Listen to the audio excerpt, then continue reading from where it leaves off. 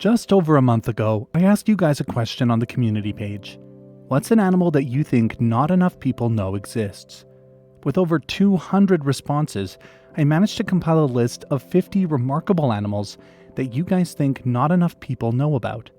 In last week's video, I covered 25 lesser-known species from Oceania and Eurasia, and in this video, we're taking a closer look at 25 more from Africa, the Americas, and the world's oceans. So let's see how many of the animals in this video are new to you. We'll start in Africa, a part of the world that has been heavily covered by nature documentaries. Despite this, most coverage of African animals seems to focus on the largest and most charismatic mammals, but there are plenty of African animals that are far lesser known.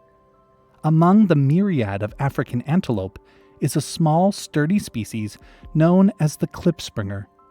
They reach a maximum height of 60 centimeters at the shoulder and weigh 18 kilograms at most. They live almost exclusively on steep, rocky terrain, much like a mountain goat, and as a result, they've evolved to walk on the tips of their tiny cylindrical hooves. They're highly monogamous, with a bonded pair forming a territory and working together to watch out for possible predators. Being small, mostly nocturnal, and living in inaccessible environments, the species faces very few threats. There are also a couple of smaller predators from Africa that have seemingly slipped under the radar. One is this animal. It goes by several names, including Aardwolf, manhar jackal, termite-eating hyena, and civet hyena. Despite being referred to as a wolf, jackal, hyena, and civet, it is in fact one of the 4 species of hyena, and it happens to be an insectivore, feeding primarily on termites. They are much smaller than the other hyena species, and they spend their days hiding in burrows, emerging at dusk to search for food. Another predator very few people know about is the bat-eared fox. Just like the aardwolf, this small canid feeds primarily on insects, a rare feature among canids. There are 2 populations of bat-eared fox, one in southern Africa and another further north along the dry eastern side of the continent. Because of the uninhabited gap between the 2 populations, they've developed into different subspecies, differing slightly in coat coloration and size. Moving east, we encounter the island of Madagascar. This massive island is teeming with animals found here and nowhere else. Some of the strangest animals are the Tenrecs.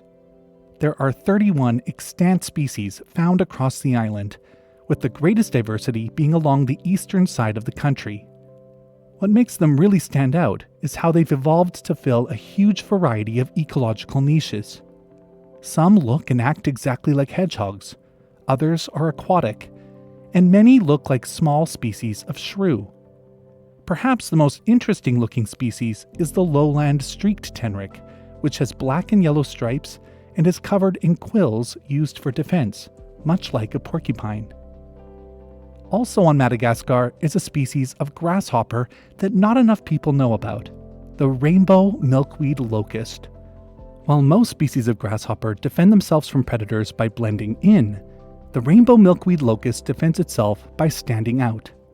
They're relatively large, measuring up to 10 centimeters long, and they have bright yellow, red, blue, and green markings. This form of defense is known as apossumatism, with the bright colors letting potential predators know that they're toxic. They get their toxicity from consuming milkweed and other toxic plants. When they're threatened, they display their bright red wings as a further warning and secrete a foul-tasting fluid. Central Africa has another species of insect that has an incredible defense mechanism. The devil's flower mantis generally prefers to go unseen. They have some of the most incredible cryptic coloration out there, looking like either a living or dead leaf. They have leafy projections on each of their legs that really aid in the disguise. But when they're discovered, they go from being invisible to visually threatening. The undersides of their forelimbs have brightly colored markings.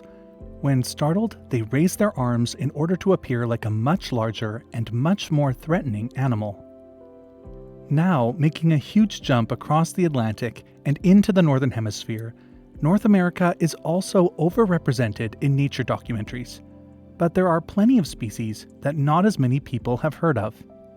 In the mountains of the Pacific coast lives a species of rodent known as the mountain beaver. Despite the name, they're actually more closely related to squirrels. They're sometimes referred to as living fossils because they have such an ancient lineage and such primitive physical features. They make burrows in the moist, temperate forests of the Pacific Northwest, where they live mostly solitary lives. They're called beavers because of their large teeth that they often use to consume small sapling trees, causing them to be considered pests by many. Moving into the arid regions of the United States and Mexico is another relatively unknown species of mammal, the ringtail. Related to raccoons, the ringtail is secretive and nocturnal, leading to them flying under most people's radar. They're also called ringtail cats or miner's cats, despite the fact that they aren't felines. This is because they're supposedly easy to tame. Early miners and settlers within their range would domesticate them and keep them in their houses as a form of rodent control. Also living in the arid landscape of northwestern Mexico is a species of lizard so strange, it's surprising more people haven't heard of them. The Mexican mole lizard is long and worm-like. While most of the other species within their group are legless, these lizards have maintained only their front legs, allowing them to dig through the sandy soil that they inhabit. Because of their subterranean lifestyle, their ears have closed to keep out the sand. Instead, sound is transmitted through their skin and directly to the cochlea. Another strange worm-like animal found further east, in the swamps and waterways of the southeastern United States, are the three species of Amphiuma. Despite being able to reach lengths in excess of 1 meter, these elongated salamanders only have tiny vestigial legs that are not used for locomotion. Being long, slimy, and dark in color has led to some calling them conger eels. They have a long list of other strange and unique features, like primitive lungs, gills that remain into adulthood, no eyelids, no tongue, and about 28 times more genetic information per cell than humans have, making their genome size one of the largest among all living vertebrates. Across the islands of the Caribbean lives a subfamily of rodents known as Hutias. There are 11 extant species today, and they range in size from the small, rat-like dwarf Hutia to the raccoon-sized Desmarestes Hutia. These herbivorous rodents have been severely impacted by the growth of human populations within the region, with several species like Garridos Hutia, the San Felipe Hutia, and the dwarf Hutia all possibly already being extinct, as they haven't been seen in decades. Moving into the tropical forests of Central and South America, we have the Jaguarundi. They're found from the southernmost parts of the United States and northern Mexico all the way down to Argentina. They look more like an otter than a typical cat, with a long body, short legs, and a solid colored coat that can be either reddish-brown or grayish-black. Unlike most other wild cats, Jaguarundis are primarily active during the day and evening. Despite their small size, they're more closely related to pumas than to other species of small cat found within their range. Living along the waters of tropical America, from Mexico to southern Brazil, is an odd species of opossum. The Yapok is also known as the water opossum because of its interesting semi-aquatic lifestyle. Like many other species of New World marsupial, it has a prehensile tail and the females have a pouch. But this is the only extant marsupial in the world where males also have a pouch. It's also the most aquatic species of marsupial in the world, having adapted webbed hind feet and using its tail to help propel it through the water. Another strange species of mammal from the region is a bat with an oddly familiar face. The greater Bulldog Bat has a large upper lip divided by a skin fold in the middle, giving it the same appearance as an English bulldog. Their ears are also long, pointed, and curled over.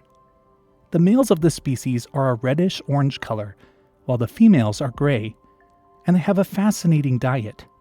They use their echolocation to detect ripples on the surface of water. Then they fly in and use the pouch between their hind legs to scoop up fish and eat them. Also living along the waterways of South America is a bird that many of you suggested should be included on this list. The Hoatzin is an odd and primitive bird that's sometimes called the stink bird because of their unique form of digestion. They mostly consume leaves, allowing them to ferment in their crops before fully digesting them. This fermentation has made them unpleasant to eat. I lived among several tribes in Ecuador when I was 20, and despite the fact that the men would go out hunting every morning for food, they never hunted the Hoatzins within their villages. When I asked them why, they said it was because everyone knew they tasted terrible. Perhaps the strangest feature of these birds is the claw that the young have on their wings, which allows them to easily climb back into the trees should they fall to the ground or into the water below. South America is also home to a strange species of fish known as the Sabertooth Characin. This meter-long fish has 2 long canine teeth that extend upwards from the front of their lower jaws. These teeth can be as long as 5 centimeters each, and they're used to skewer the smaller fish that they prey upon. They're also exceptional swimmers, thriving in fast-flowing rivers like the Amazon and the Orinoco, where their streamlined bodies and powerful muscles allow them to navigate strong currents with ease. Of course, there are many invertebrates of the Amazon that most people would never have heard of. But one of my favorite lesser-known invertebrates also happens to hold a world record. When you think of the largest species of beetle, you may think of the Goliath beetles of Central Africa, or the Hercules beetle with its long horns. But the world record for the longest beetle, excluding horns, is this giant, the Titan beetle. They can grow to nearly 17 centimeters long, and they have massive jaws that are capable of snapping a pencil in half. As adults, they don't feed, and the diet of the juveniles is unknown, which leads me to the most interesting fact about this beetle. No one has ever documented their larvae. The host plants and appearance of their grubs are unknown, despite the fact that these would likely be the largest grubs found in the Amazon forest. Another group of invertebrates that hardly get the recognition they deserve are the velvet worms. There are over 200 described species globally, with South America being a hotspot of diversity. And there are likely hundreds of undescribed species remaining out there. These strange animals have fleshy, unsegmented legs that they use to walk around the moist floor of the forest. They also have an unusual form of hunting, being able to spray a sticky slime from specialized glands to capture prey and defend themselves. In the southernmost part of South America, we come to an entire ecosystem that just doesn't get talked about enough. Patagonia is covered in temperate mountains, steppe, and forest, and the diversity of wildlife here just doesn't seem to be known by the general public.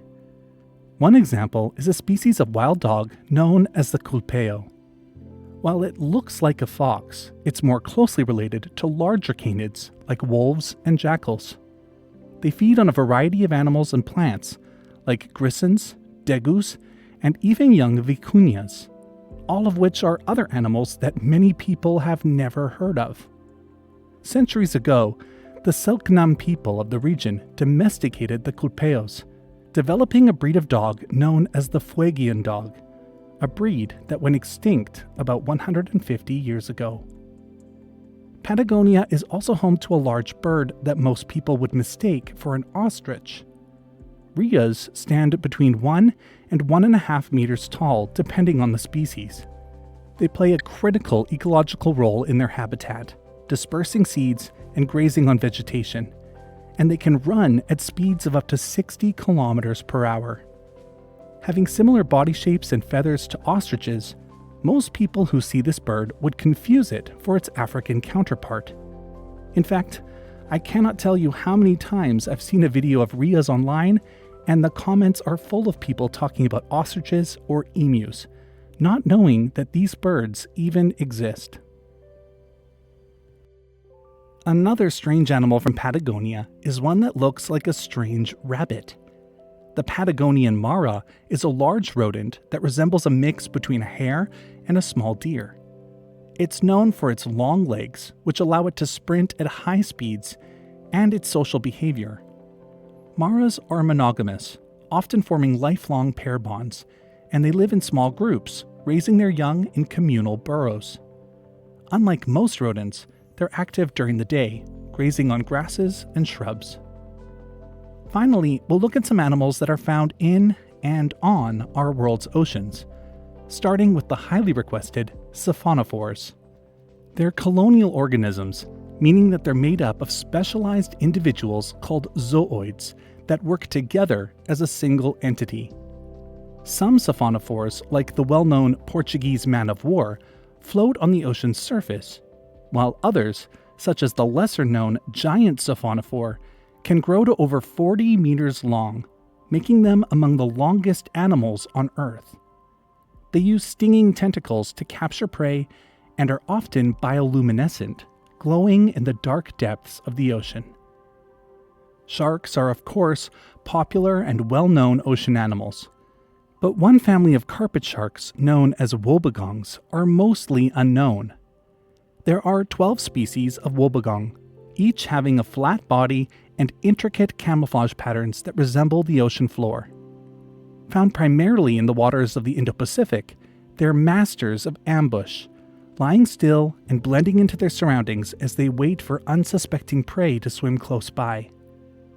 Their unique name is thought to come from an Australian Aboriginal word meaning shaggy beard, referring to the fringe-like lobes around their mouths.